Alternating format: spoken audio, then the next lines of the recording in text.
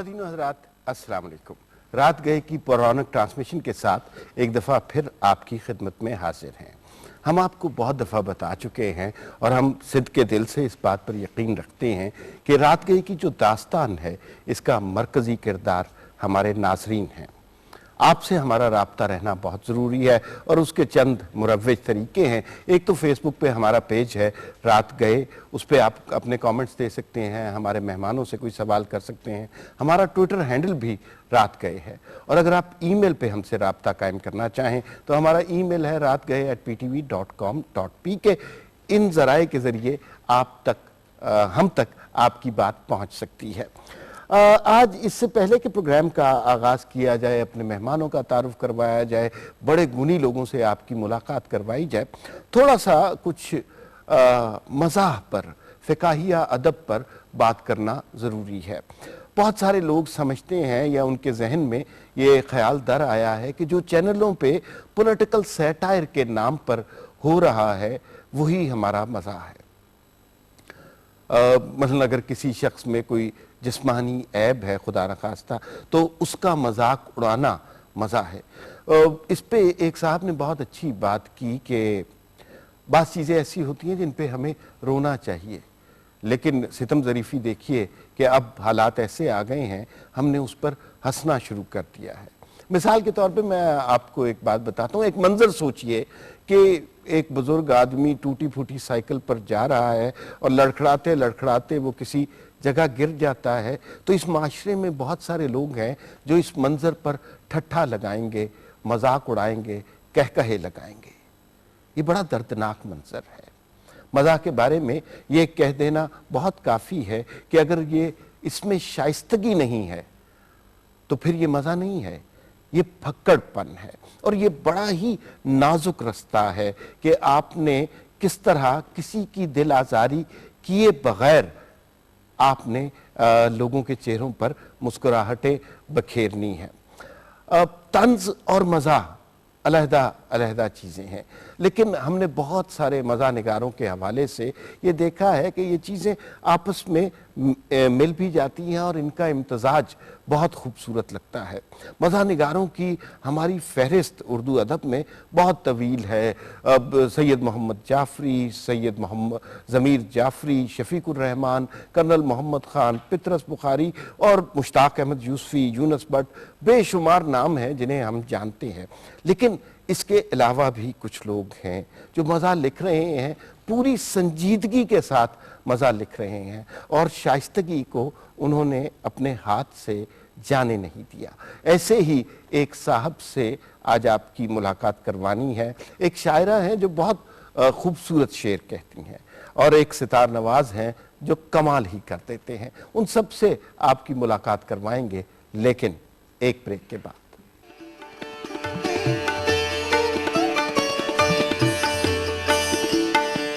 ख़वातीन हज़रात, एक दफ़ा फिर आपको रात गए की ट्रांसमिशन में खुशामदीद कहते हैं। और अब मेहमानों के तारुफ का मरहला है और ये बड़े काबिल कदर गुनी लोग हैं। मेरे लिए बड़ा एजाज़ की बात होती है इनसे बात करना, इनका तारुफ कराना। आज के प्रोग्राम की इब्तिदा में हमने मज़ाह के हवाले से कुछ बात की थी और हमारे जो दोस्त मेहमान हैं आज वो मज़ाह निगार हैं और बहुत कमाल का मज़ा लिखते हैं। इसके अलावा इनका तारुफ मैं आपको पेश कर देता हूँ। 72 में ये सरकारी मुलाजमत में आ गए। 2006 में बतौर director general federal board of revenue 1 साल तक इन्होंने काम किया। फिर जाने जी में क्या आई, नौकरी छोड़ दी और वकालत का रुख किया। और लिखने लिखाने का शौक़ इन्हें बचपन से ही था। पाकिस्तान के जितने अदबी मैगज़ीन हैं उन सब में ये बड़े एहतमाम के साथ छापे गए हैं। इनकी 7 किताबें ऐसी हैं जिन पर हुकूमत पाकिस्तान ने इन्हें इनाम और एजाज़ से नवाजा है। रोज़नामा मशरिक़ में कस्टम के बारे में 5 साल तक कॉलम लिखते रहे। बोलान अवार्ड, ज़मीर Jaffrey award, life time achievement award हासिल कर चुके हैं। इनकी एक किताब पर 3 यूनिवर्सिटियों में थीसिस लिखे जा चुके हैं। मैं बहुत शुक्रगुजार हूँ हसन शराजी साहब का कि वो आज के प्रोग्राम में तशरीफ़ लाए। आपका शुक्रिया। और जो हमारी दूसरी मेहमान हैं, कॉलमिस्ट भी हैं, शायरा भी हैं, افسانہ بھی بہت اچھا لکھتی ہیں، کالج کے زمانے سے شاعری کرنی شروع کی اور ابھی تک ان کو دیکھ کے لگتا ہے کہ کالج کا زمانہ ابھی تک قائم ہے۔ رخشندہ نوید صاحبہ، آپ کا بہت بہت شکریہ، آپ اس ٹرانسمیشن میں تشریف لائیں۔ بہت شکریہ۔ اور جو ہمارے تیسرے مہمان ہیں نا، بڑا سنبھل کے ان کا نام لینا چاہیے، جس خاندان سے ان کا تعلق ہے وہ اتنا بڑا نام ہے کہ احتیاط کرنی چاہیے ہم جیسے کم عقلوں کو۔ انہوں نے میوزک کی تعلیم اپنے والد استاد رئیس خان صاحب سے حاصل کی، 5 سال کی عمر میں گانا شروع کر دیا اور 8 برس کی عمر میں پہلی پرفارمنس دی۔ ذاکر حسین، استاد ذاکر حسین کے ساتھ پرفارم کر چکے ہیں، Indian parliament, UNO، Kennedy centre, Switzerland اور جرمنی سمیت دیگر کئی ملکوں میں پرفارم کر چکے ہیں۔ کوک اسٹوڈیو میں بھی گایا، عامر ذکی کے ساتھ بھی پرفارم کر چکے ہیں۔ میں بڑے احترام کے ساتھ استقبال کرتا ہوں فرحان رئیس خان کا، جو اس ٹرانسمیشن میں تشریف لائے اور آج ستار پر جادو جگائیں گے۔ آپ کا بہت شکریہ، تھینک یو سو مچ۔ آپ کی اجازت سے میں حسن شیرازی صاحب سے بات کا آغاز کرتا ہوں۔ ضرور، بالکل۔ حسین صاحب، مجھے یہ بتائیے کہ جو ابتدا میں گفتگو ہوئی کہ مزاح اور پھکڑ پن میں بڑا نازک سا فرق ہوتا ہے، از دیٹ رائٹ؟ ایسا ہی ہے جی، لیکن اس کا بہت سا تعلق جو ہے وہ ہمارے جو معاشرے کے حالات ہیں ان سے ہے۔ ہماری زندگیوں میں آج جتنی لوگ جو ہیں وہ حفاظت کے دائرے میں اپنے آپ کو بہت غیر محفوظ تصور کرتے ہیں، بے روزگاری ہے، یہاں غربت ہے، افلاس ہے، جہالت ہے، تو ان حالات میں پچھلے کوئی 15-20 سال سے ہمارے ہاں آپ نے دیکھا ہوگا کہ یہ جو ہمارا تھیٹر یہاں پہ چلا تو، اور اس کے بعد اب یہ ٹی وی پہ بھی آ گیا کہ وہ جو سنجیدہ مزاح تھا وہ ختم ہو گیا ہے، اب لوگ جو ہیں وہ بڑی کڑک قسم کی چائے پیتے ہیں۔ اچھا، مجھے یہ بتائیے کہ مزاح کے معاملے میں ہم کچھ ظالم کیلس لوگ نہیں ہو گئے ہیں؟ ہمارا جو عام لوگ ہیں وہ تو ابھی بھی وہ تو ہم کیلس تو ہم زندگی کے بیشتر ادب اور فنون کے حوالے سے ویسے ہی بڑے کیلس ہیں، اور اس میں صرف مزاح کی تخصیص نہیں کی جا سکتی۔ صحیح۔ یہ زندگی کے بارے میں ہمارے رویے جو ہیں وہ بہت متشدد ہو گئے ہیں۔ صحیح۔ ہم فنون لطیفہ، ادب، آرٹ، اور ان کو ہم سمجھتے ہیں کہ غالباً یہ زندگی کی کوئی اتنی اہم چیزیں نہیں ہیں۔ صحیح۔ تو اسی حوالے سے چنانچہ یہ پس منظر میں جا رہے ہیں اور ان کی طرف معاشرے کا رویہ جو ہے وہ اتنا حوصلہ افزا نہیں ہے ویسے۔ ٹھیک ہے شیرازی صاحب، آپ لکھتے بھی بہت اچھے ہیں، آپ بولتے بھی بہت اچھے ہیں، آپ سے بات کرنے کا مزہ آتا ہے۔ مجھے یہ بتائیے، ایک عام خیال جو پروموٹ کیا گیا ہے، درست ہے یا غلط ہے، وہ یہ ہے کہ مزاح نگار اندر سے بڑا دکھی ہوتا ہے، یہ کوئی رومانٹسزم ہے یا حقیقت ہے؟ آپ انسان کی جو زندگی ہے وہ روتا ہوا آتا ہے اور روتا ہوا جاتا ہے، اور اس دوران جو اس کی زندگی کا جو وقفہ ہے اس میں جو سیانے لوگ ہیں وہ تو یہ کہتے ہیں کہ وہ ادب ہو، وہ سائنس ہو، وہ فنون لطیفہ کی دوسری قسمیں ہوں، ان سب کا بنیادی مقصد یہی ہے کہ اس انسان، روتے ہوئے انسان کو اطمینان دلایا جائے، اسے خوش کیا جائے، اسے مسکراہٹ دی جائے، اسے سکون دیا جائے۔ تو چنانچہ بنیادی طور پہ بیشتر انسان اندر سے تو دکھی ہوتے ہیں۔ یہ پورا ایک مذہب ہے، یہ وہ بدھ مت جو ہے وہ کہتے ہیں یہ تو دنیا دکھوں کا گھر ہے۔ صحیح۔ تو چنانچہ اس حوالے سے مزاح نگار جو ہیں وہ بھی بحیثیت انسان ہونے کے تھوڑے بہت دکھی یقیناً ہوتے ہیں، لیکن وہ اس کو یہ سمجھتے ہیں کہ اگر آپ دوسروں کے دکھ بانٹ سکتے ہیں، اگر آپ دوسروں کو خوش کر سکتے ہیں، تو یہ حضور نبی کریم صلی اللہ علیہ وسلم کی حدیث بھی ہے کہ اچھی اور میٹھی بات جو ہے وہ صدقہ ہے۔ صحیح۔ پھر یہ زندگی جو ہے نا وہ وہی 4 پل ہے جس میں آپ خوش ہیں، باقی تو سارا موت کا انتظار ہے نا۔ صحیح۔ حضور نبی کریم کی ایک اور حدیث ہے کہ اگر آپ کسی کی طرف کوئی ایسا اشارہ بھی کریں جس سے اس کو رنج ہو تو یہ بھی بہت بری بات ہے۔ صحیح۔ تو چنانچہ مزاح نگار یقیناً اندر سے دکھی ہوتا ہے، لیکن اس کے ساتھ ساتھ وہ اس کی یہ کوشش کہ وہ دوسروں کو خوش کرے یا معاشرے کے بارے میں کوئی ایسی بات کرے جس سے معاشرے میں اگر کوئی خرابی ہے یا کوئی برائی ہے تو وہ بہتری کی جانب اسے لایا جا سکے.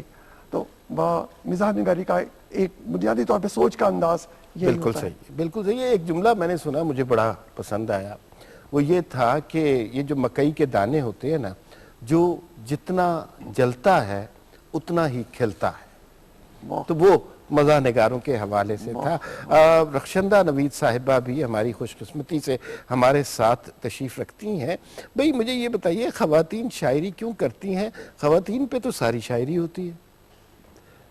لیکن خواتین بھی ایک مکمل انسان ہے، جیسے میل شاعری کرتا ہے اسی طرح اس کی اپنی شخصیت ہے، اس کی اپنی دنیا ہے، اور اظہار تو دونوں پہ ان پہ لازم ہے یا ان کا حق ہے. تو یہ تو آپ نے ایسی بات کہہ دی کہ خواتین کیوں شاعری نہ کریں. ٹھیک ہے، نہیں میں تو صرف یہ کہنا چاہتا تھا، اس سے بہتر بات ہوتی ہے کسی خاتون کا شاعری کرنا.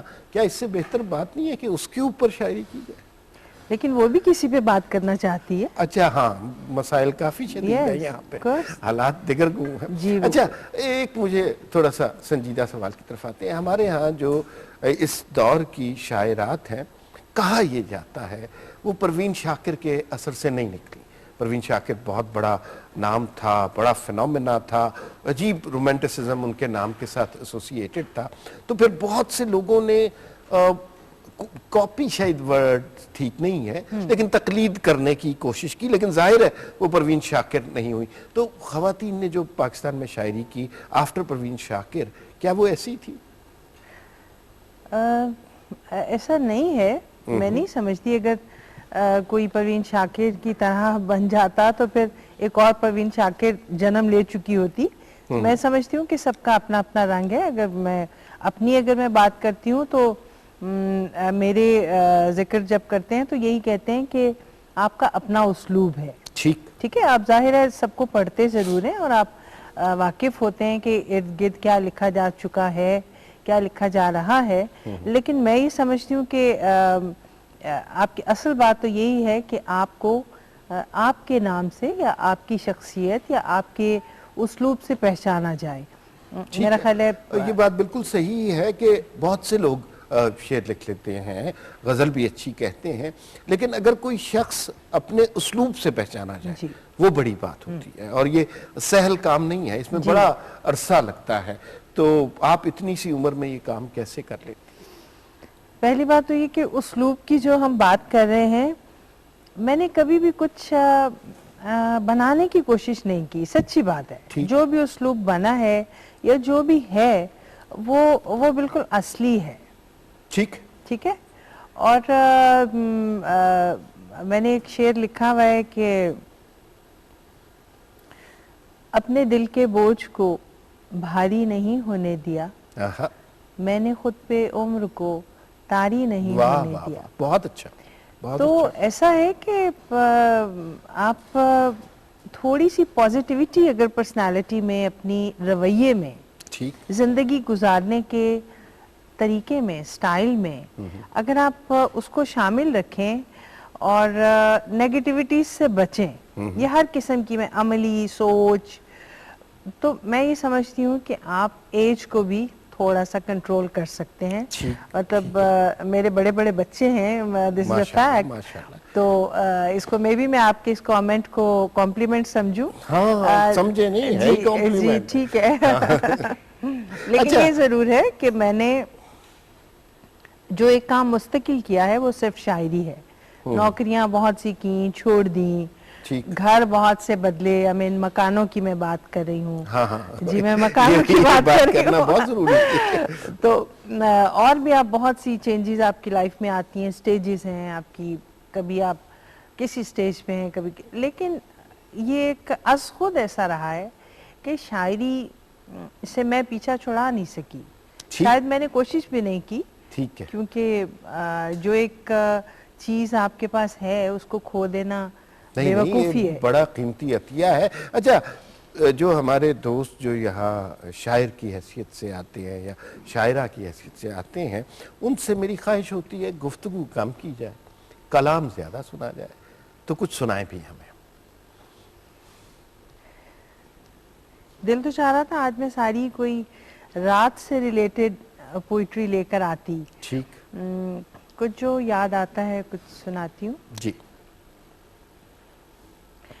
اور ابھی وہ بات نہیں تھی، پورے چاند کی رات نہیں تھی، واہ، بہت اچھا، بہت اچھا۔ اور ابھی وہ بات نہیں تھی، پورے چاند کی پورے رات نہیں چاند تھی۔ کی رات نہیں تھی، اندر بھی ایک حبس کا موسم، باہر بھی برسات نہیں تھی، واہ واہ واہ، بہت اچھا۔ اندر بھی ایک حبس کا موسم، باہر بھی برسات نہیں تھی، اور کیوں پالا یہ دکھ رخشندہ، آہا، دل کی جب اوقات نہیں تھی، واہ واہ واہ، کیوں واہ واہ۔ پالا یہ دکھ رخشندہ، دل کی جب اوقات نہیں تھی، اور بات جو بھی دل میں ہے اظہار میں تو آئے گی، آہا، درد کی گہری چبھن گفتار میں تو آئے گی، واہ، اور کیا تو چاہتی ہے، چار شعروں کے عوض آہا، تیرے مرنے کی خبر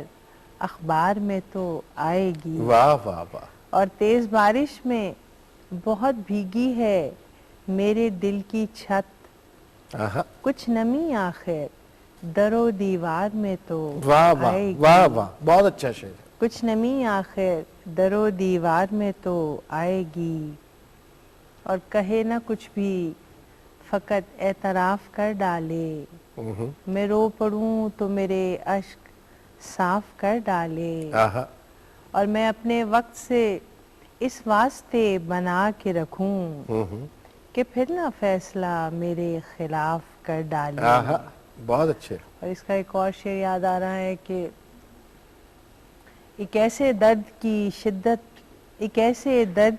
شدت سے گزری رخشندہ، خدا نے پچھلے گناہ سب معاف کر ڈالے، واہ واہ واہ، خدا نے پچھلے گناہ سب سب معاف معاف کر ڈالے، اور کیسے نکلوں خمار سے باہر، آہا، بازوؤں کے حصار سے باہر، آہا، اور چند لمحوں کی مختصر قربت اور یادیں شمار سے باہر، باہر، واہ، اور شعر ہے کہ اس لیے اس کی یاد میں گم ہوں، بھولنا اختیار سے باہر، باہر، بہت اچھا۔ اور شعر پیش کرتی ہوں کہ طفل دل پھر اداس بیٹھا ہے، طفل دل پھر پھر اداس بیٹھا، اداس بیٹھا ہے، کوئی لے جائے پیار سے باہر، واہ، اور کوئی رخشندہ ملنے آیا ہے، آہا، کوئی رخشندہ ملنے آیا ہے، چل چلیں انتظار سے باہر، بہت اچھا، کیسے نکلوں خمار سے باہر، بازوؤں کے حصار سے باہر۔ بہت اچھا۔ ہمارے پروگرام کا اس طرف کا آغاز بہت اچھا ہو چکا ہے۔ اب میں موسیقی والے حصے کی طرف چلتا ہوں۔ فرحان رئیس خان بیٹھے ہیں۔ فرحان، اس سے پہلے کہ ہم آپ سے ستار سنیں، کچھ اپنی تربیت کا، اپنے گھرانے کے حوالے سے کچھ بات کریں۔ جی، میرا تعلق میوات گھرانے سے ہے، اور اس میں ایک بڑے بڑے لیجنڈ گزرے ہیں، جیسے کہ استاد جسراج جی، پنڈت جسراج جی کے نام سے جو ہیں، اور اب اس گھرانے کا ٹارچ بیریئر میں ہوں، جو اس کو لے کے چل رہا ہوں اپنے کندھے پہ۔ میرے والد کا ایک بہت بڑا نام استاد رئیس خان صاحب، جی جی، اور اس کو لے کے چلنا ایک بہت مشکل کام ہے، اور بڑی ذمہ داری۔ بہت بڑی ذمہ داری ہے۔ کاش میں ان کا 1% بھی بجا سکوں، یہ میرے لیے بہت خوش نصیبی ہوگی۔ آج میں انہی کی بدولت یہاں پر ہوں، ٹھیک، آپ کے سامنے۔ ٹھیک۔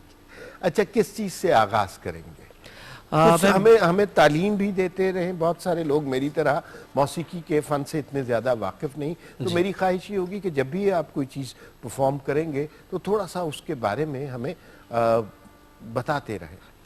میں مشر کھماج سے شروع کر رہا ہوں۔ مشر کھماج راگ ایک ہے جس کے اندر، جس کو آپ کہہ سکتے ہیں راگ مالا بھی ہے، جس میں ہر قسم کے پھول، پتے، ہر قسم کے رنگ، اس طرح سے الگ الگ آپ کو دکھاتا چلا جاؤں گا. ٹھیک ہے، بسم اللہ.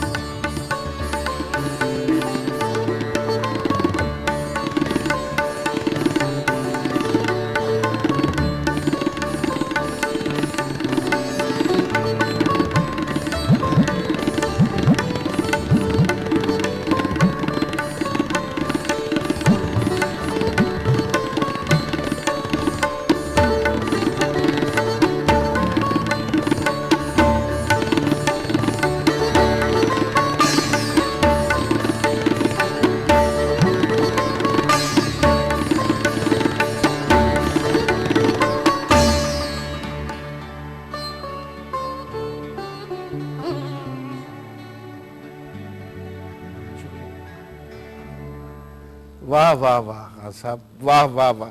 آپ نے اس راگ کے بارے میں کچھ شروع میں ہمیں بتایا تھا کہ کچھ پھولوں کا ذکر، کچھ کلیوں کا ذکر. تو میں نے اس بات کا اقرار کئی دفعہ کیا ہے کہ موسیقی کے اس ہنر سے کی بہت زیادہ شدھ بدھ مجھے نہیں ہے، لیکن جو کانوں کو اچھا لگتا ہے وہ اچھا ہوتا ہے. مجھے میں اس راگ کے بارے میں لوگوں کو زیادہ نہیں بتا سکتا، لیکن جو اس کا اثر ہے اس کے حوالے سے ضرور بات ہو سکتی ہے. خان صاحب نے کہا تھا کہ کچھ کہیں موتیے کے پھول آئیں گے، کہیں کلیاں آئیں گی. مجھے تو ہر طرح کے پھول سنائی دیے اور ہر طرح کے رنگ بکھرتے ہوئے دکھائی دیے، اور ستار کی آواز ہر تار اتنے جذبے سے بجا کہ آپ یقین مانیے کہ فضا بھی معطر ہو گئی ہے. بہت شکریہ خان صاحب.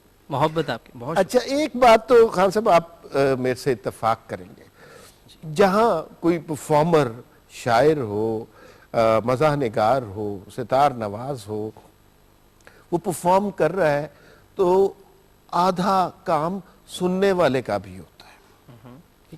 اگر سامع نہ ہو، اچھا سننے والا نہ ہو، تو پھر اس کام کا وہ لطف نہیں آتا. بات آپ کی بالکل ٹھیک.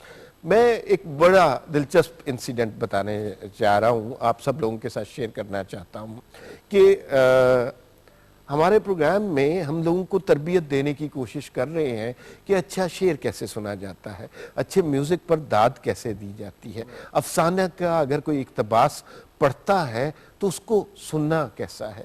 ہم نے کل ایک پروگرام کیا اور ایک خاتون انہوں نے ہم سے درخواست کی کہ وہ پروگرام میں سامنے بیٹھ کے پروگرام سننا چاہتی ہیں. جس شوق سے انہوں نے پروگرام وہ سنا، جس محبت سے ہر چیز کی ایک ایک جملے کی بلکہ کیمرے کے ایک ایک فریم کی داد دی، وہ اتنا اچھا لگا کہ آج ہم نے ان سے درخواست کی ہے کہ وہ ہمارے ساتھ سٹیج پر بیٹھیں.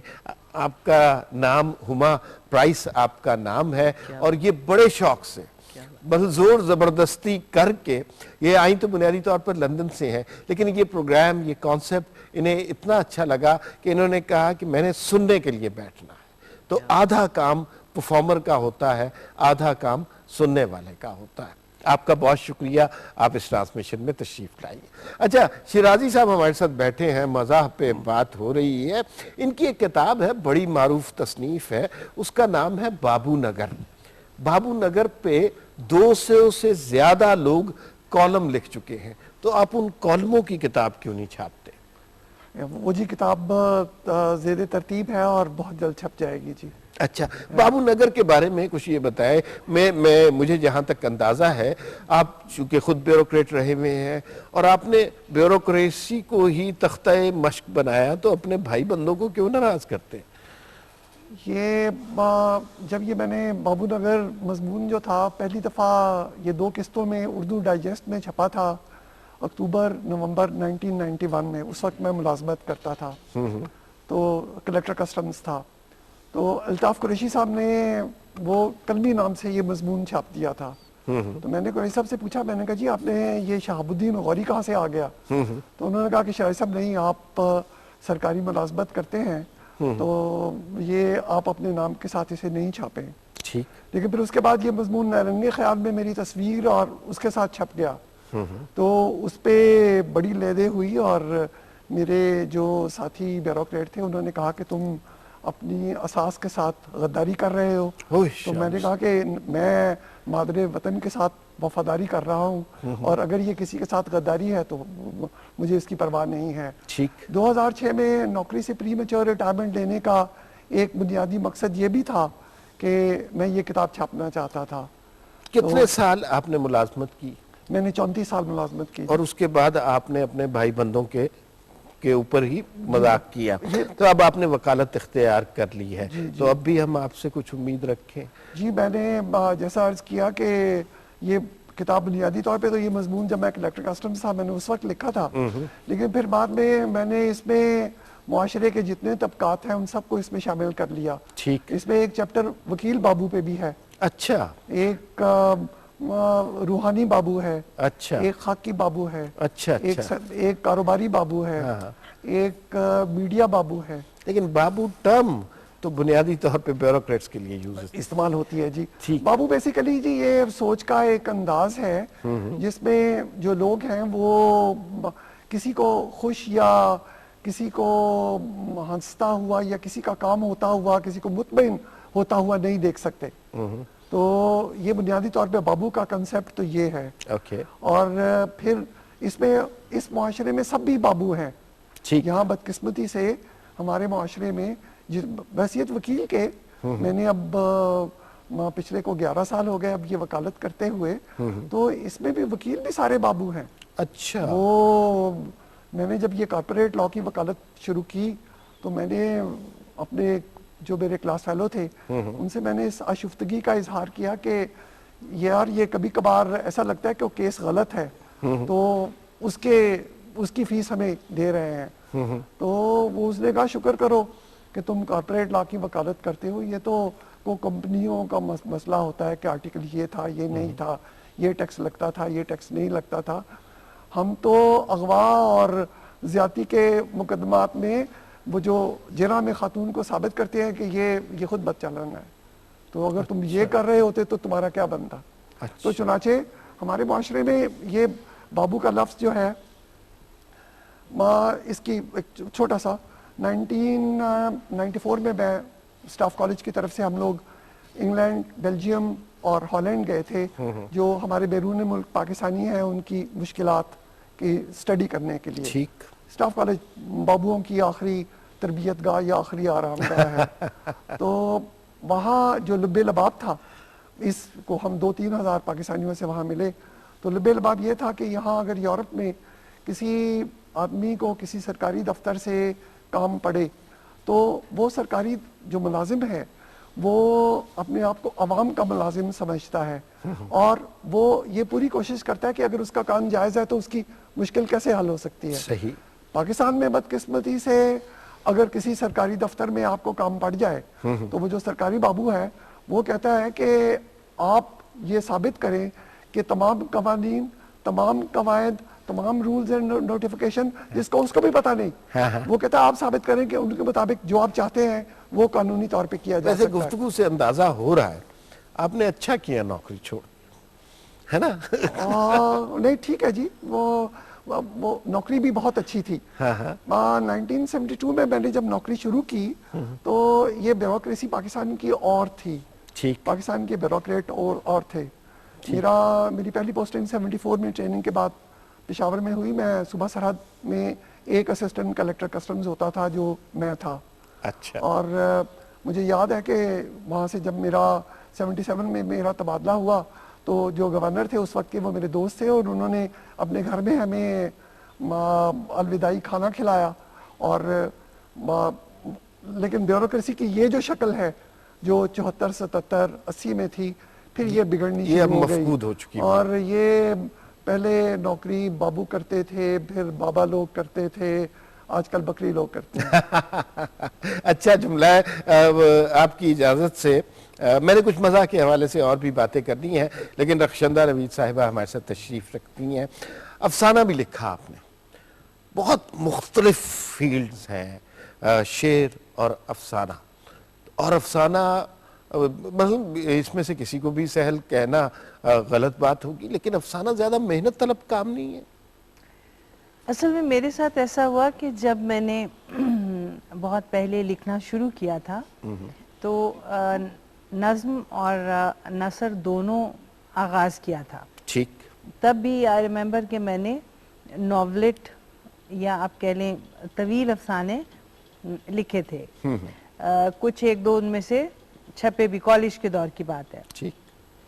لیکن اس کے بعد کچھ ایسا ہوا کہ میں صرف شاعری میں ہی میں نے ایکسل کیا یا اپنے آپ کو میں نے مصروف کیا. لیکن یہ ضرور ہوا کہ ساتھ ساتھ کچھ پلاٹ, کچھ ایسے آپ کہہ لیجئے کچھ ایسی باتیں کہ جو مجھے لگا کہ ایلیبوریٹ کر کے مجھے ان کو بیان کرنا ہے, اس کے وہ میرے ذہن میں جمع ہوتے رہے. کہیں کہیں میں نے ان کو کاغذوں پر بھی محفوظ کر لیا. اب آ کر کچھ 1-2 برس سے ایسا ہوا ہے کہ میں نے جیسے مجھے لگتا تھا کہ مجھے कदम उठाने में कुछ टाइम लग रहा है। ये कई बरस से मुझे ऐसा महसूस हो रहा था। लेकिन फिर मैंने बिल आखिर अब मेरे कुछ अफसाने छपे हैं और कुछ मैं आजकल लिख रही हूँ। इन बिटवीन चूंकि मेरा जर्नलिज्म से भी ताल्लुक है, तो कॉलम और फीचर और मज़ामीन ये बनाती रही, छपवाती रही और छोड़ती रही। ठीक। लेकिन जैसे मैंने पहले कहा कि एक शायरी ऐसी चीज़ है कि जो मैं कभी छोड़ नहीं सकती। बुनियादी मैलान जी, आपका जी, शायरी जी, की ये तरफ आप ही रहा कह और दीगर काम साथ साथ चलते रहे, चलते लेकिन आपने सारी तवज्जो शायरी को दी। जी। अब हमारी भी सारी तवज्जो आपकी शायरी की तरफ है।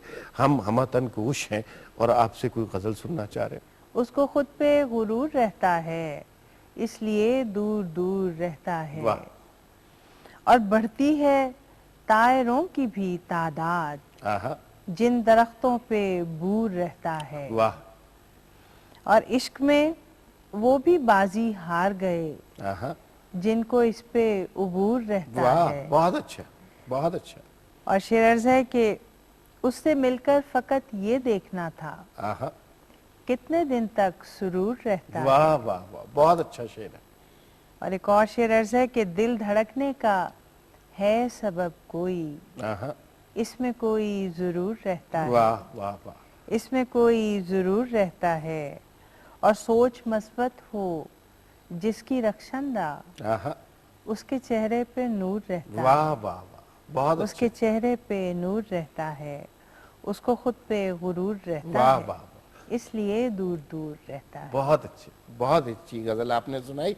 वो जो हमारी सिलेक्टेड सामे है ना, हुमा प्राइस खान साहब, आपकी इजाज़त से मैं उनसे भी बात करना चाह रहा हूँ। हुमा, मुझे ये बताइए, ये कॉन्सेप्ट, ये लोग, ये शेर व शायरी, ये किताब, ये मंजर, ये सेट आपको कैसा लग रहा है?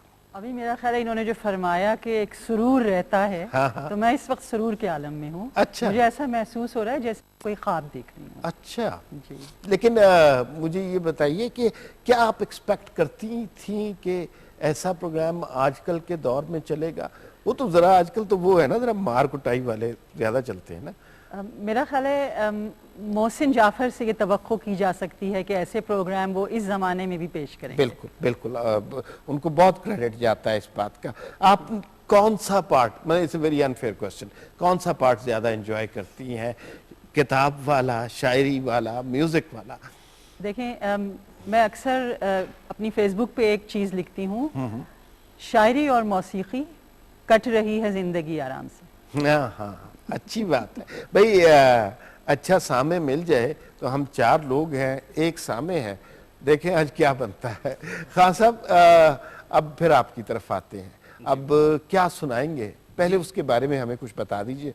जी, ये एक सॉन्ग है, मोहसिन रज़ा साहब ने इसको कंपोस्ट किया है और मैम नूरजहां ने इसको गाया है। अच्छा, मैं तेरे संग चलूं,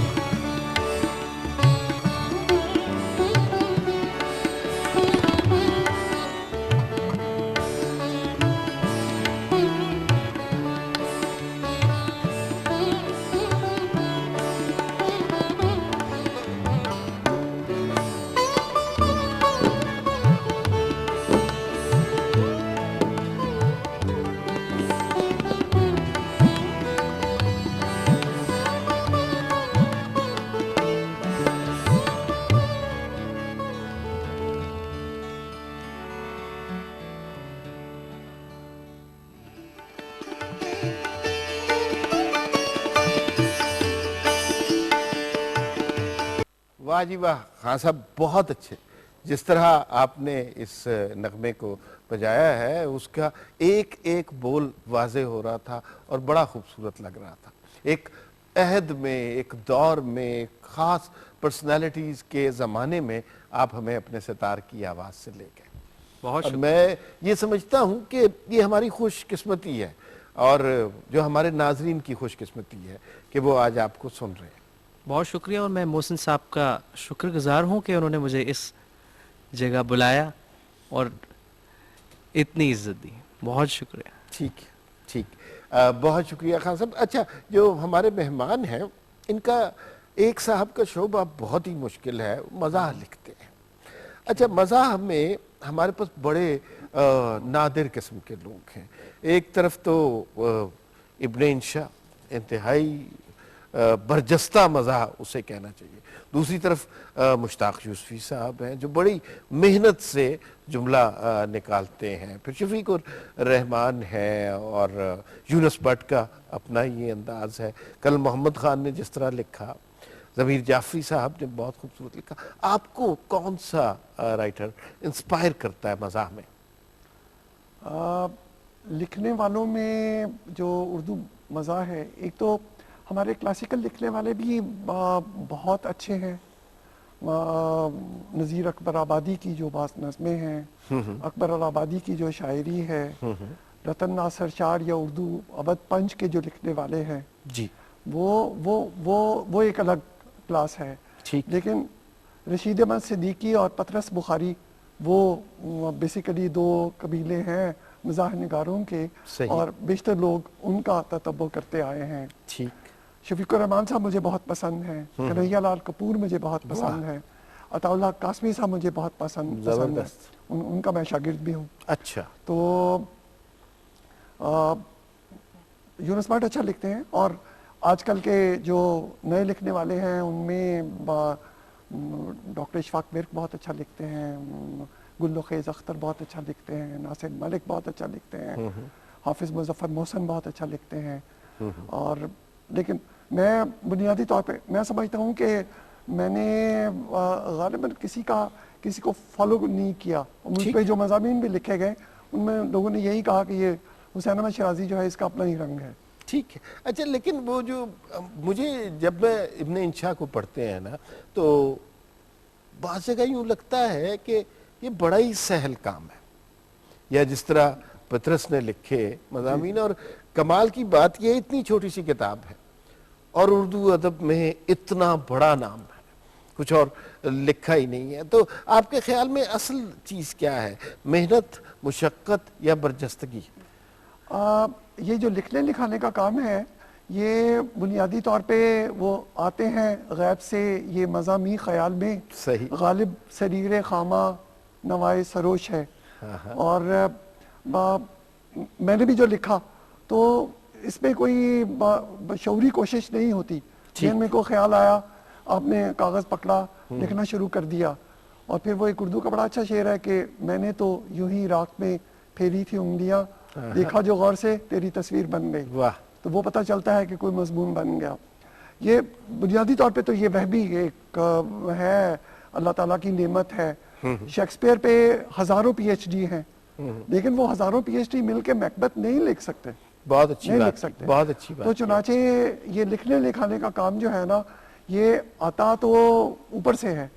پھر یہ ہے کہ آپ اپنی محنت سے یقیناً اگر آپ کسی چیز کو دوسری دفعہ نہیں دیکھتے تو ہمارے وہ لکھنے والے جنہوں نے بہت لکھا اور اس کو دوبارہ نہیں دیکھا تو غالباً اس کے مقابلے میں وہ لوگ زیادہ بہتر ہیں جنہوں نے لکھا اور پھر اس کو دوبارہ دیکھا. جیسے غالب کا جو کلام تھا وہ بہت، جو ان کی شاعری تھی وہ بہت بڑی تھی لیکن انہوں نے اس میں سے بہت سی نکال دی اور وہ جو سلیکٹ کر کے ایک چھوٹا سا پورشن جو تھا، چھوٹی سی کتاب دیوان غالب کے نام پہ نکالی، جسے اب وہ کہتے ہیں کہ یہ ویدوں کے ساتھ ہندوستان کی دوسری الہامی کتاب ہے. بالکل صحیح، بالکل صحیح ہے. اس پہ مزید آپ سے بات ہوگی. رخشندہ نوید صاحبہ مجھے یہ بتائیے کہ کیا تخلیق کا جو عمل ہوتا ہے نا اس کیفیت کے بارے میں ناظرین کو بتائیے.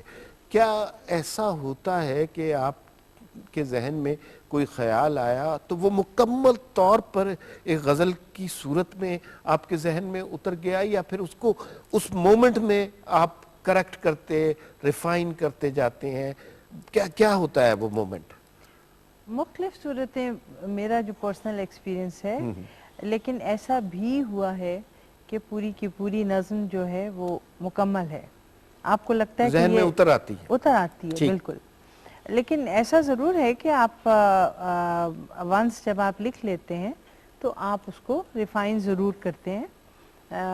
مطلب ابھی بھی ایسا ہوتا ہے کہ میں یوں لکھنے بیٹھی ہوں تو میری عادت ہے میں یوں لکھا، اور اگر پیجز ہیں تو میں آئی ول تھرو دوز پیپرز کے جو جن پہ میں نے کٹ کر دیا ہے اور میں کچھ نئے پہ لکھ رہی ہوں، تو میرے پاس پیپرز کا ڈھیر لگ جاتا ہے کہ جو میں ایک چیز لکھ رہی ہوں لیکن میں اس پہ سیٹسفائی نہیں ہوں، میں اس کو ریفائن کرتی جاؤں گی. اور پھر نیچرلی مطلب جو غیب کا ایک بات ہے وہ ایگزسٹ کرتی ہے، اور میرا خیال ہے یہ ایکسپریس میں نہیں کر سکتی کہ وہ مومنٹس جو ہیں وہ میں کہاں ہوتی ہوں جس وقت میں لکھ رہی ہوتی ہوں، میں کہاں ہوتی ہوں، یا وہ کتنی سرشاری کا مومنٹ ہوتا ہے جب آپ کی ایک تخلیق مکمل ہوتی ہے. صحیح. تو یہ یقیناً کوئی خدا کا تھوڑا سا اس میں عطیہ یا کچھ آپ you can اچھا say. یہ جو ہے نا یہ مومنٹ سب رائٹرز کے ساتھ جی ایگزیکٹلی، جو سب کا تجربہ مختلف ہوتا ہوگا. افسانہ لکھتا ہے یا غزل لکھتا ہے یا نظم لکھتا ہے اور شاید جو دھن بناتا ہے ان سب کے ساتھ یہ مومنٹ گزرتا ہے، جی بالکل، جو لمحہ تخلیق جسے ہم کہتے ہیں، اور اس مومنٹ میں وہ سرشاری نہ ہو تو پھر بیکاری ہی ہوتی ہے، پھر وہ لطف اس میں نہیں آتا. لیکن یہ بہت سے شاعروں کے ساتھ ہوا کہ مطلب لکھنے کا تخلیق کا کوئی وقت تو معین نہیں ہو سکتا نا، لیکن ایک بڑے دلچسپ خاتون سے ملاقات ہوئی، پاکستان میں نہیں رہتی باہر رہتی تھی، تو ویسے ہی ان سے بائے دا بائے ایک سوال پوچھ لیا. میں نے کہا آپ شعر کب لکھتی ہیں؟ انہوں نے کہا روز صبح 11 بجے. اچھا. میں نے کہا اچھا بھائی یہ کس قسم کی شاعری ہے، روز صبح 11 بجے ہو جاتی ہے. اچھا رخشندہ کافی دیر ہو گئی، اب کچھ باتیں شعر کی زبان میں آپ کیا سنائیں گی؟ میں غزلوں کی اور ایک دو غزلیات کے ارشاد پیش کرتی ہوں.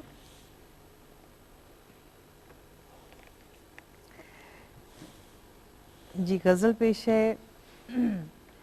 آنکھ میں کاجل نہ رخ پہ غازہ ہونا چاہیے، آنکھ میں کاجل نہ رخ پہ غازہ ہونا چاہیے، حالت بیمار کا اندازہ ہونا چاہیے. بہت اچھے. حالت بیمار کا اندازہ ہونا چاہیے، اور گاہے گاہے اس لیے شبنم سے چہرہ تر کیا، پھول جیسا درد آخر تازہ ہونا چاہیے.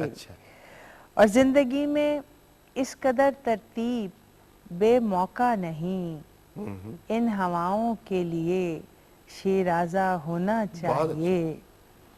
اور احتیاط ہے دل گزشتہ تجربوں سے کام لے، واپسی کا کوئی تو دروازہ ہونا چاہیے. واپسی کا کوئی تو دروازہ ہونا چاہیے. اور اجازت ہو تو ایک اور غزل کے چند اشعار ابھی وہ غزل دوسری غزل ہم اگلی بریک میں سنیں گے. اچھا میں ذرا خان صاحب وہ جو ہم سب کو ایک سامنے مل گیا ہے ان کی خیریت پوچھ لوں. کیا حال چال ہے ہما؟ آپ خیریت سے ہیں؟ میں بہت کھوئی ہوئی ہوں اس سمے، میں ڈوبی ہوئی ہوں، لہٰذا مجھ سے آپ کسی سینس کی بات کی امید نہ رکھیے. نہیں جو یہاں پہ جتنے آرٹسٹ ہوتے ہیں نا وہ بہت سین لوگ نہیں ہوتے، مطلب وہ بہت شعوری سی باتیں نہیں کرتے. لیکن ایک مشاعرے کا احوال آپ کو بتا دوں. خان صاحب اسلام آباد میں ایک مشاعرہ ہوا، اور کسی بھی ملک میں میرے خیال میں زیادہ سے زیادہ شاعر اچھے ہوتے ہوں گے تو 10 ہوں گے یا 11 ہوں گے. تو ماشاءاللہ اس مشاعرے میں 274 شعراء کو دعوت دی گئی، اور سامعین کی تعداد بھی اتنی تھی. وہ جو بیٹھے تھے سامنے وہ اپنی باری کا انتظار کر رہے تھے. اور مزے کی بات یہ ہے جب مشاعرے کی روایت جیسے آپ جانتے ہی ہیں کہ سینئر شعراء کی باری آخر میں آتی ہے اور پہلے جونیئر، تو وہ جو غزل پڑھتا گیا وہ نکلتا گیا. آخر میں وہ سارے 4-5 جو سینئر لوگ تھے وہ اپنے آپ کو شعر سنا کے خوش ہو رہے تھے. تو ہم تو بڑے خوش قسمت ہیں, ہمیں تو آج ایک سامع ملی ہے اور یہ ہمارا سٹیج ایسا ہے کہ یہاں سے جا بھی نہیں سکیں گے. اب آپ سے اگر میں درخواست کروں تو آپ ہمیں کیا سنائیں گے؟ جی اب میں آپ کو سنا رہا ہوں استاد رئیس خان صاحب کی کمپوزیشن ہے اور گایا اس کو انہوں نے ہی ہے, میم نور جہاں نے گایا ہے. اچھا, کبھی کتابوں میں پھول رکھنا, واہ واہ واہ واہ, کبھی درختوں پہ نام لکھنا. ہاں ہاں.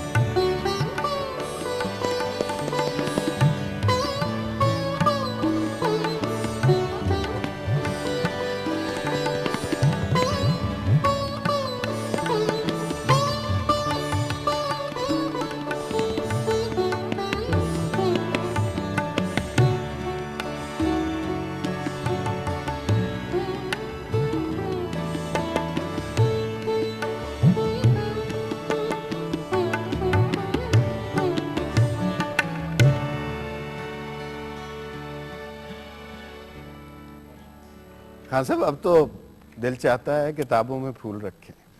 بہت خوبصورت بجایا آپ نے, بہت لطف آیا. اچھا, آپ نے دیکھا ہوگا کہ, اور یہ بات اس پروگرام میں پہلے بھی ہو چکی ہے, جو نثر نگار ہوتے ہیں نا, ان سے نثر نگار جو ہوتے ہیں, پروز رائٹر, ان سے فرمائش کم ہوتی ہے. شاعر کا کام کمپیریٹیولی آسان ہوتا ہے, چند شعر ہوتے ہیں غزل کے اور وہ غزل سنا دیتا ہے. نثر نگار بھی بڑے آرٹسٹ ہوتے ہیں, لیکن نہ تو ان کے پاس بر وقت کتاب ہوتی ہے, نہ لوگوں کے پاس 25-30 منٹ کا وقت ہوتا ہے کہ کوئی افسانہ سن سکیں, کوئی مضمون سن سکیں. تو نیلم احمد بشیر ہماری دوست ہیں, بڑی اچھی افسانہ نگار ہیں, وہ اس پہ بڑا لڑتی جھگڑتی ہیں اپنے دوستوں کے ساتھ کہ بھئی ہمیں بھی موقع ملنا چاہیے. آج ہمارے ساتھ جو ہمارے مزاح نگار دوست بیٹھے ہیں شیرازی صاحب, ان سے التماس کر کے دیکھتے ہیں, تاکہ میں خود نثر نگار ہوں تو تھوڑا سا مجھے بھی یہ شکایت ہے, ہمیں کوئی فرمائش نہیں کرتا. تو شیرازی صاحب کچھ سنائیں گے اپنی کتاب سے؟ جی بسم اللہ. جی ضرور. جی جی ارشاد. یہ ایک مضمون کا ایک چھوٹا سا ٹکڑا. جی. چچا کے عزیزوں کی شادی کا قصہ بھی بڑا دلچسپ ہے. موسیقی کی محفل میں مغنیہ خوبصورت عورت تھی. چچا پہلے تو اپنی اینک کے شیشوں کو رگڑ رگڑ کر چمکاتے رہے, پھر انہوں نے آہستہ آہستہ اپنی نشست آگے بڑھانا شروع کر دی. چچی نے خشمگی نظروں سے دیکھا تو کچھ پیچھے ہٹے، لیکن چند لمحوں کے بعد پھر آگے بڑھنے لگے۔ اس پر بیگم نے ہاتھ بڑھا کر ان کی اینک اتار لی اور لون سے کمرے میں چلی گئیں۔ ان کی سہیلی نے پوچھا کہ اس کو اکیلا چھوڑ آئی ہو؟ تو بولی کہ اینک کے بغیر تو یہ مجھے نہیں پہچان سکتا، اب جتنا جی چاہے آگے بڑھتا رہے۔ بہت ہی اچھا آپ نے پڑھا۔ اچھا مجھے یہ بتائیے کہ جو نئے لکھنے والے ہیں ان کو کیا کام کرنا چاہیے، کیونکہ ہمارے ہاں آج کل مزاح کا اور ادبی مزاح کا کوئی اتنا رواج رہا نہیں ہے، لیکن چند لوگ ہیں جو اچھا لکھ رہے ہیں، تو بہت سارے بچے یہ سن رہے ہوں گے جو اردو ادب کے پڑھ رہے ہوں گے کالجز میں، یونیورسٹیز میں، تو ان کو کیا کرنا چاہیے؟ مزاح جو ہے جی یہ بڑی خطرناک فیلڈ ہے۔ اردو کا جو پہلا مزاح نگار تھا جعفر زیٹلی، اس کو بادشاہ فرخ سیر نے قتل کروا دیا تھا۔ چلو۔ اور اسی طرح سے وہ جو فرانسیسی ایک طنز نگار تھا والٹیئر، اس نے کسی نواب کے بارے میں مضمون لکھا تو نواب نے اپنے غنڈوں کو بھجوا کے اس کو پٹوا دیا۔ وہ ایک اور جو عدالت تھی وہاں گیا اپنا مقدمہ لے کے، وہاں ایک اور نواب صاحب بیٹھے تھے، تو نواب صاحب نے مقدمہ سننے کے بعد اس سے کہا کہ تم چاہتے کیا ہو؟ تو اس نے کہا جی میں انصاف چاہتا ہوں۔ تو نواب صاحب نے کہا کہ انصاف تو تمہارے ساتھ ہو چکا ہے، اور کیا چاہتے ہو؟ تو ہمارے معاشرے میں یہ جو تنگ نظری اور عدم رواداری، اس کی وجہ سے ہمارے ہاں لکھنے جو کھل کے لکھنا جو ہے، وہ بڑے بڑے لکھنے والے نام جو ہمارے دوست ہیں وہ کہتے ہیں ہم نہیں لکھ سکتے۔ صحیح۔ یہ جہاں ابھی یہ لکھنے پہ یہاں تو الزام لگاتے ہیں اور بندے کو مار چھوڑتے ہیں۔ ٹھیک۔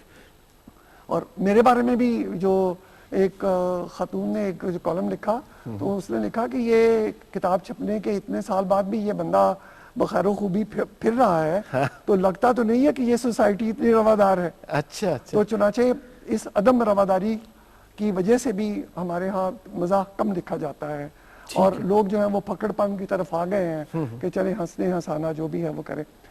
کوئی بھی لکھنا ہو، نثر کی کوئی بھی جو تحریر ہے، اس کے لیے ایک تو وہابی جو صلاحیت ہے وہ تو ہے ہی ہے، اس کے بغیر تو کچھ نہیں ہو سکتا۔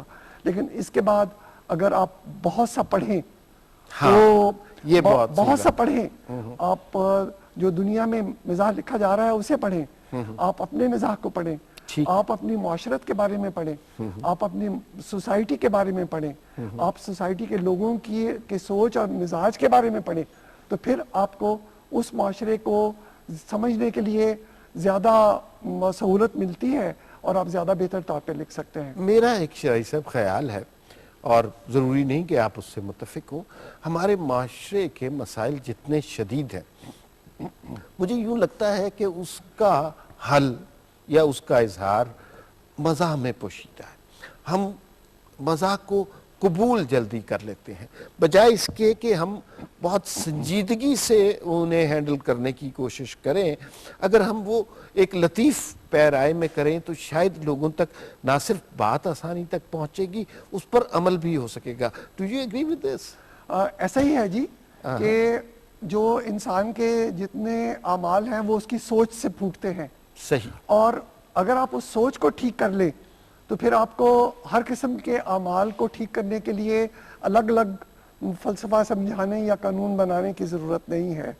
تو یہ جو لکھنے والے لوگ ہیں بنیادی طور پہ یہ معاشرے کا سافٹ ویئر ہوتے ہیں، یہ معاشرے کا ذہن ہوتے ہیں۔ صحیح۔ اور اگر آپ لوگوں کا ذہن ٹھیک کر لیں تو پھر اس کے بعد تو جو ان کے اعمال ہیں یا ان کے افعال ہیں وہ خود بخود ٹھیک ہوتے چلے جائیں گے۔ ٹھیک ہے۔ اور طنز و مزاح میں یہ خوبی ہے کہ اس کو سننا آسان ہے، اس کو پڑھنا آسان ہے، اس کو سمجھنا آسان ہے۔ تو چنانچہ اس حوالے سے یہ طنز و مزاح کے ذریعے معاشرے کی اصلاح کا کام ساری دنیا میں بہت جگہوں پہ کیا گیا ہے، صحیح، اور یہاں بھی کیا جا سکتا ہے جیسا آپ نے فرمایا۔ بالکل۔ سب آپ بڑے خاموش بیٹھے۔ میں آپ لوگوں کی اچھی اچھی باتیں سن رہا ہوں اور سیکھ رہا ہوں۔ ٹھیک ہے، نہیں خیر ہم نے کیا آپ کو سکھانا۔ اب مجھے بتائیں آپ کیا سنائیں گے؟ جی اب میں تھوڑا سا کلاسیکل پیس کچھ سنا رہا ہوں آپ کو. جی جی مجھے تھوڑا سا میری خواہش یہ ہوگی کہ اس کے بارے میں اگر ہمیں مزید بتا دیں.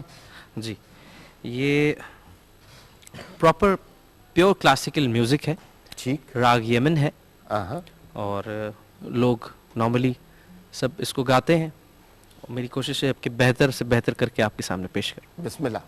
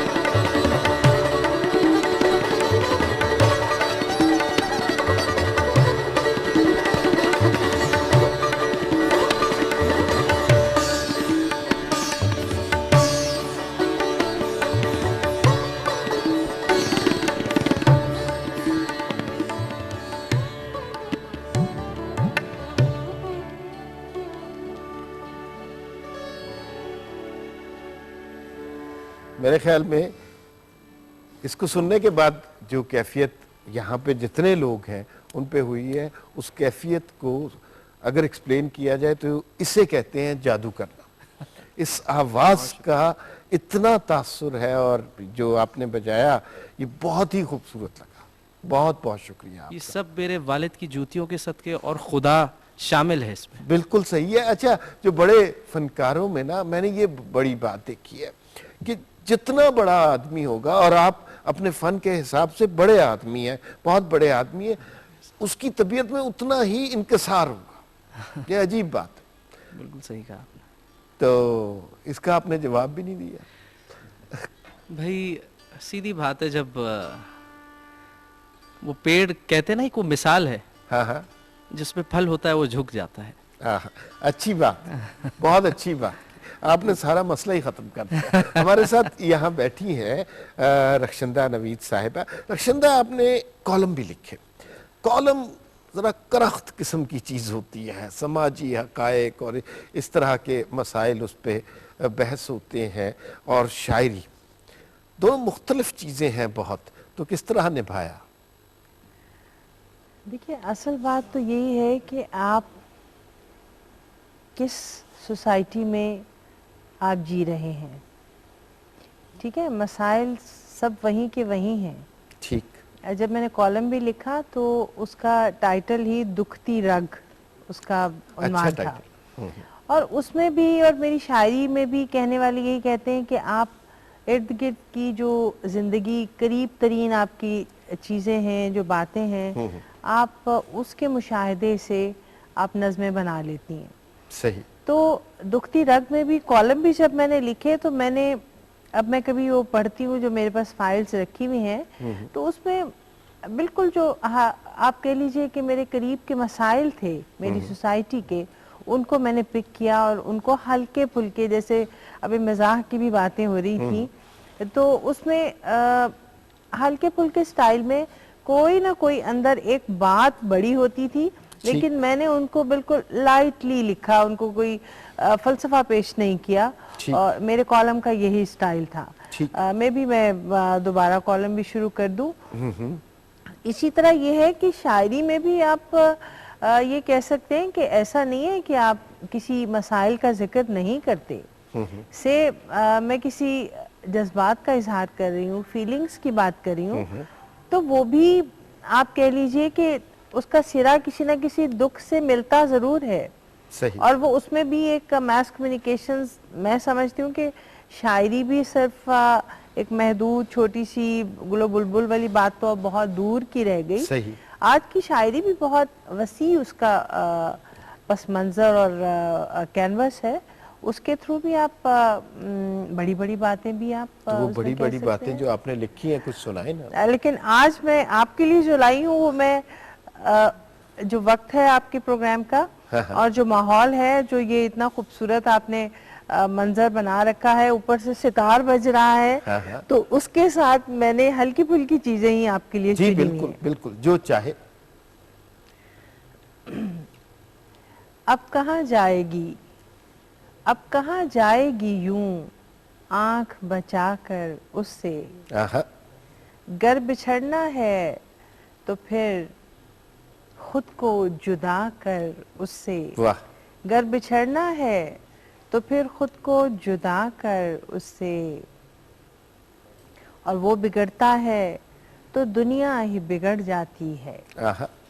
اس لیے رکھنی پڑی مجھ کو بنا کر اس سے, اس لیے رکھنی پڑی مجھ کو بنا کر اس سے, اور میں کہانی میں کہیں ہوں کہ نہیں ہوں اے دل, پوچھنا ہوگا کسی روز بٹھا کر اس سے, پوچھنا ہوگا کسی روز بٹھا کر اس سے, اور کس طرح اس پہ میرے درد کا منظر کھلتا, کس طرح اس پہ تیرے درد کا منظر کھلتا.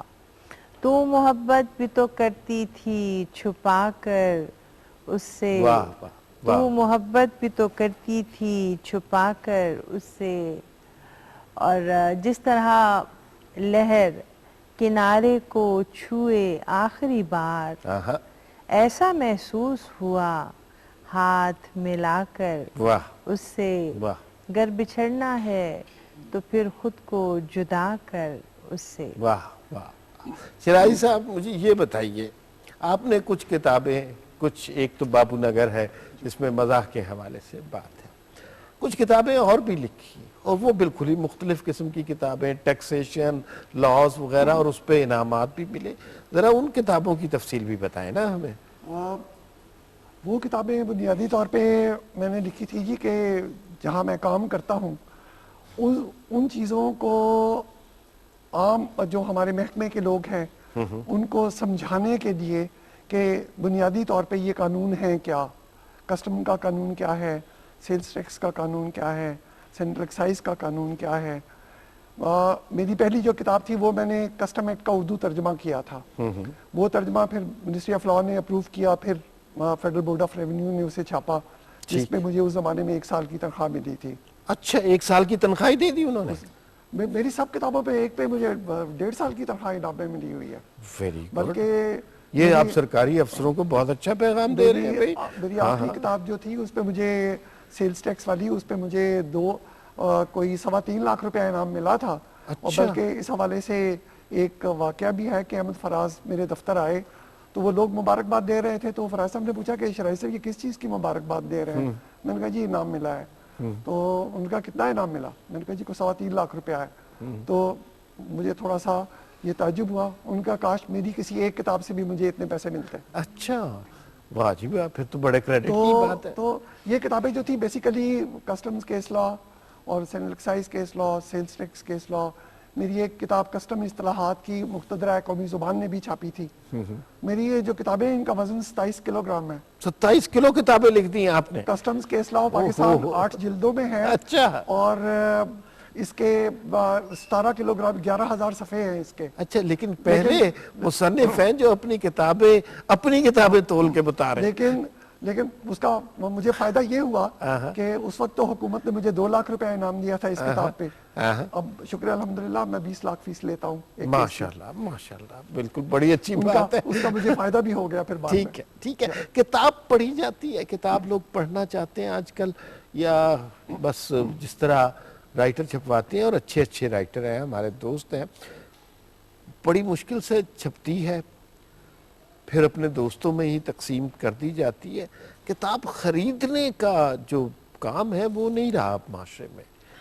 بنیادی طور پر یا میرے جیسے رائٹرز کی نہیں خریدتے؟ مجھے کلیئر کر کے بتائیں سارا.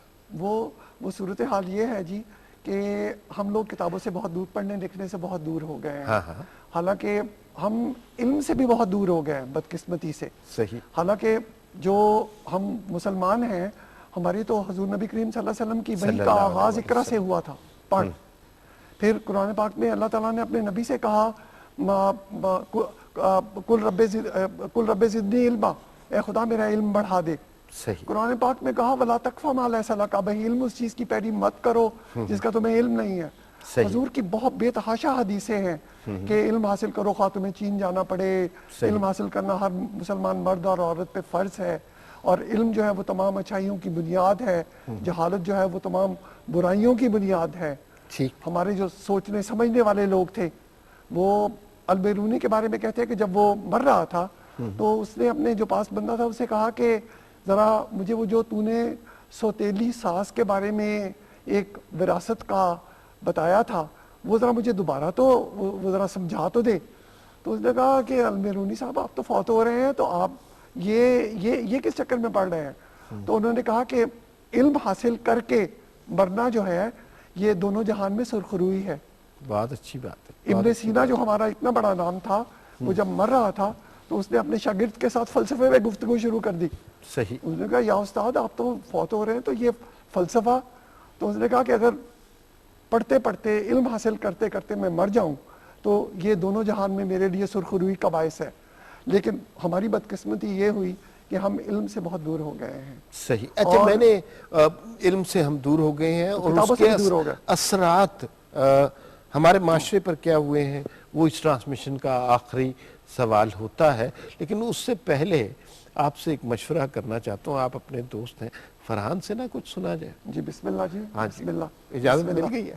کیا سنائیں گے؟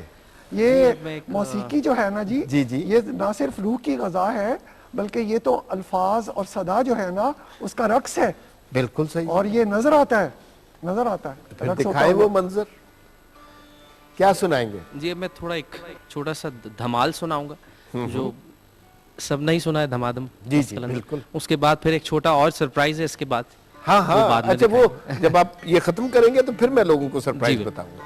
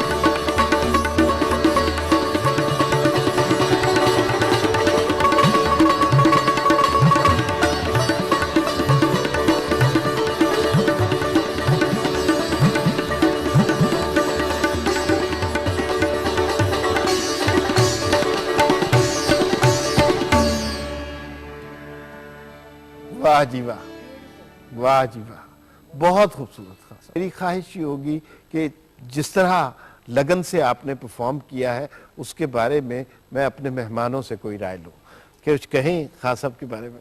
खान साहब जी माशाल्लाह, ये सितार तो कहते हैं बड़ा मुश्किल साज है, क्योंकि इसके जो सुर हैं वो नजर नहीं आते।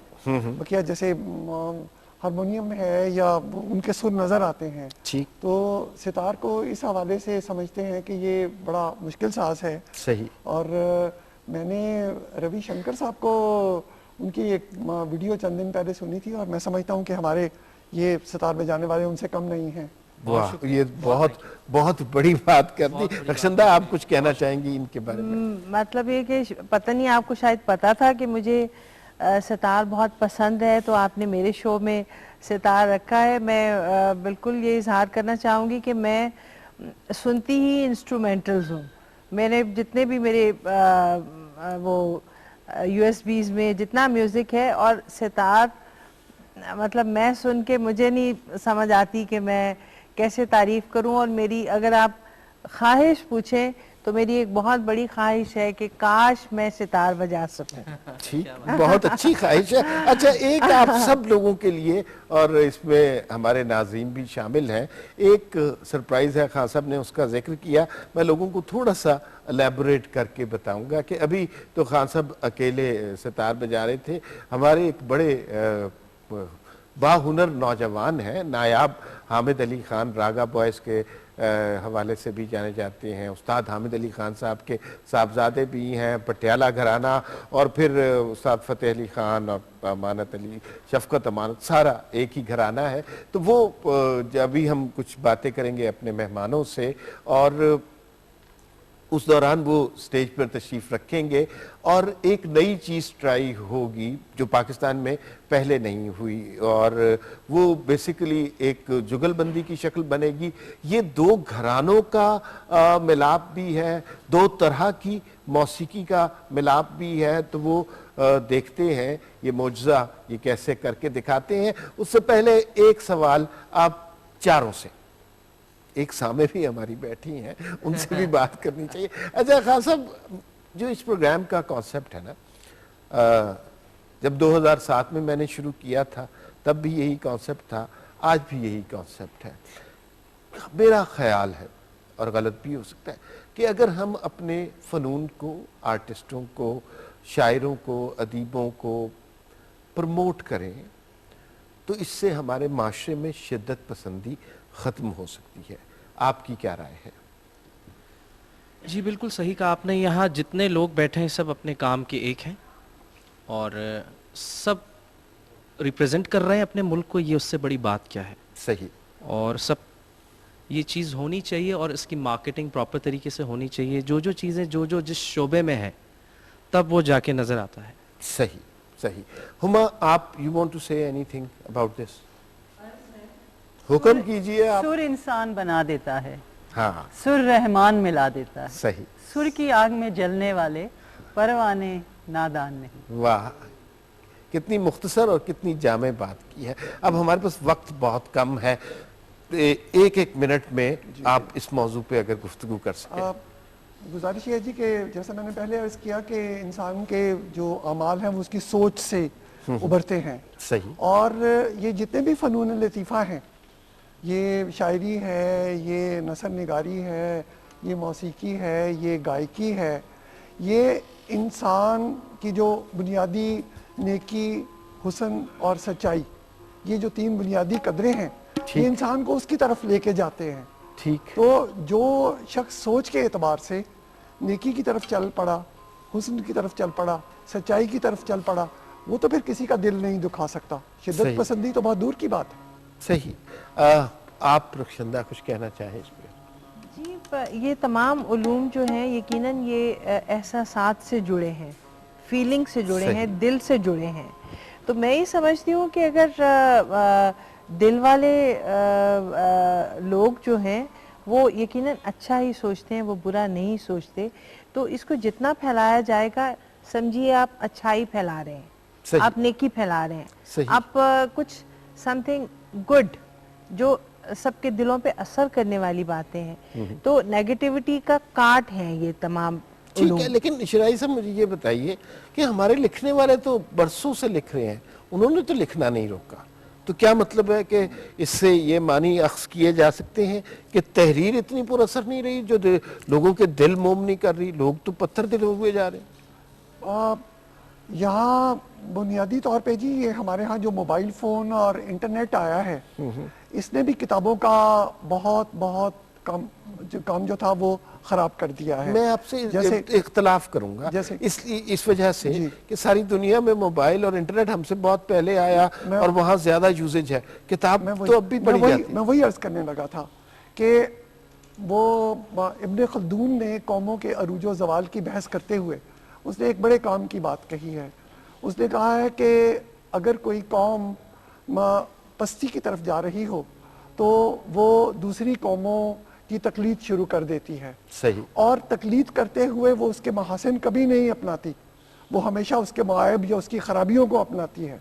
क्योंकि अगर उसमें तख्लीकी सलाहियतें होती और या उनकी तरफ वो जाना चाहती तो वो कभी तकलीद का आसान रास्ता ना अपनाती। सही। बाहर के मुल्कों में आज दुनिया में, सारी दुनिया में अगर आप देखें तो आप तरक्की को फी फर्द कितने लफ्ज़ लिखे जाते हैं, छपते हैं या इलेक्ट्रॉनिक मीडिया पे आते हैं, इस तरह से बिल्कुल आप जान सकते हैं कि कौन मुल्क कितना तरक्की याफ्ता है। हमारे यहाँ बदकिस्मती से ये समझा गया है कि इंटरनेट की मौजूदगी में या मोबाइल फ़ोन में जो गैजेट्स हैं उसके बाद अब किताब की ज़रूरत नहीं रही। लेकिन बदकिस्मती ये है कि इंटरनेट पे जो मवाद है वो किसी ने अपने एजेंडे के लिए लिखा है, वो उनका मतमा नज़र है, उनकी सोच है, उनकी फ़िक्र है। तो हम वो जो हमारा ग़ुलामी का जो सोच का अंदाज़ है वो इस इंटरनेट के बाद अब और बढ़ना शुरू हो गया कि जैसे हमारे यहाँ जो इंग्लिश मीडियम स्कूलों के बच्चे हैं वो तो उर्दू पढ़ ही नहीं सकते। अच्छा, इस मैं चूंकि हमें अब म्यूजिक की तरफ जाना है, यहाँ पे ये आपकी बात को रोकता हूँ और कता कलामी की माफ़ी भी चाहता हूँ। ये जो आपने नुक्ता बयान किया इस पे बहस हो सकती है, क्या जो सोशल मीडिया है किसी का एजेंडा बयान कर रहा है या वो मॉडर्न टेक्नोलॉजी है जिसे हम अभी एक्सेप्ट नहीं कर पा रहे। इस पे बहस होनी चाहिए, क्योंकि मैं कुछ लोगों को जानता हूं जो इंटरनेट के थ्रू ब्लॉग्स लिखते हैं, शायरी करते हैं, अपने आप को प्रमोट करते हैं, म्यूज़िक के हवाले से काम करते हैं, तालीम भी देते हैं और बहुत सारा उस पे काम हो रहा है। तो मेरा ज़ाती ख्याल है और गलत होने का मेरा पूरा इम्कान है कि इंटरनेट हमारे लिए नई चीज़ है और हम उसको अभी शायद पूरी तरह उसकी बेस्ट यूटिलाइजेशन को समझ नहीं सके। आज के प्रोग्राम में बहुत अच्छी गुफ्तगू रही। रक्षंदा नवीद साहिबा, आपका बहुत शुक्रिया। शिराई साहब, आपने कमाल गुफ्तगू की, बहुत लुत्फ़ आया। अब हम उस तजुर्बे की तरफ जा रहे हैं। नायाब हामिद अली आ चुके हैं, आपका बहुत शुक्रिया। और आज जो तजुर्बा करने जा रहे हैं उसके बारे में कुछ बताएंगे? मैं ये कहना चाहूँगा कि जैसे आज ये सब जो काविश है सईद मोहसिन जाफर साहब की है, आज फरहान रईस और मैं, हम दोनों का एक हमारी परफॉर्मेंस है और बड़ा अच्छा लग रहा है, जो इससे पहले कभी नहीं हुआ, पाकिस्तान में ऐसा नहीं हुआ। क्योंकि सितार वाले इनका जो बाज है वो टोटली डिफरेंट है, गाने का है तो सारी गायकी ठीक, बट बड़ा अच्छा लग रहा है। आज ये हमारे लिए एक न्यू एक्सपीरियंस है। ठीक है, बड़ा अच्छा लग रहा है। ये हमने कहना है आपका आइटम सुनने के बाद, जी बिल्कुल, आपने नहीं कहना अभी। हुमा, आपकी छुट्टी नहीं हुई अभी, ठीक है? अच्छा, हाँ, तो अभी आप सामने है ना, तो आपका काम आखिर तक है। जी खान साहब, बिस्मिल्लाह कीजिए। जी जी बिल्कुल।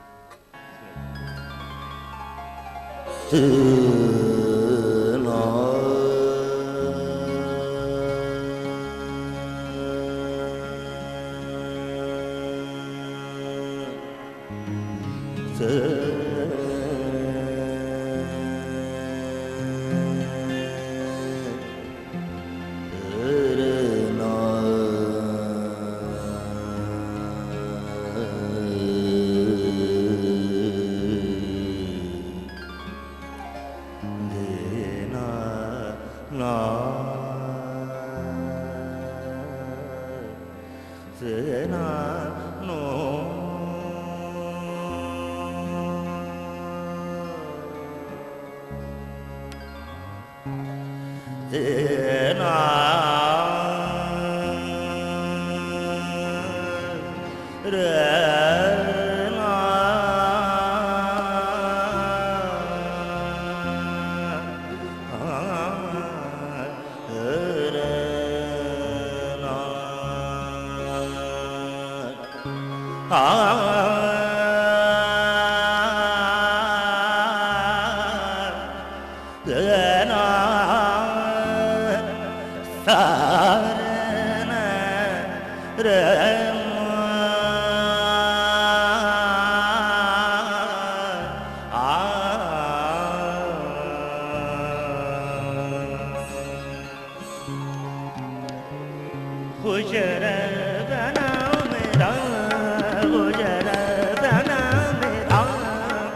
गुजरदाना मेरा गुजरदाना मेरा गुजरदाना प्यारी लगनी तोरियां बांसुर के तान पावो इधर फेरा गुजरदाना मेरा गुजरदाना मेरा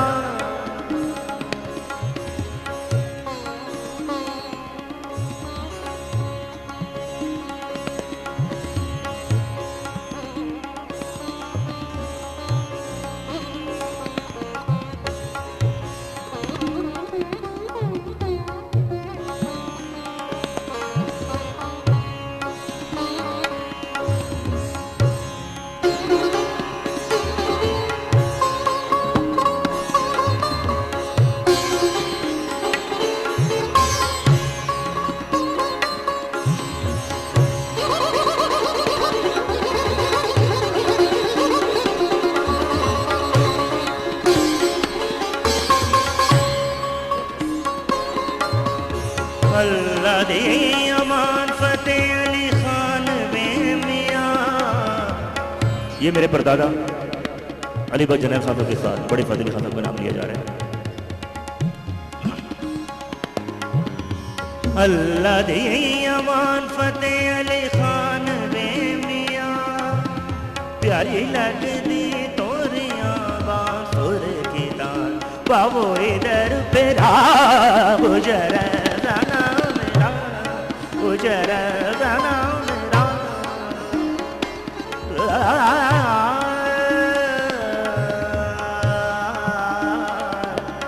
रना रना रमाना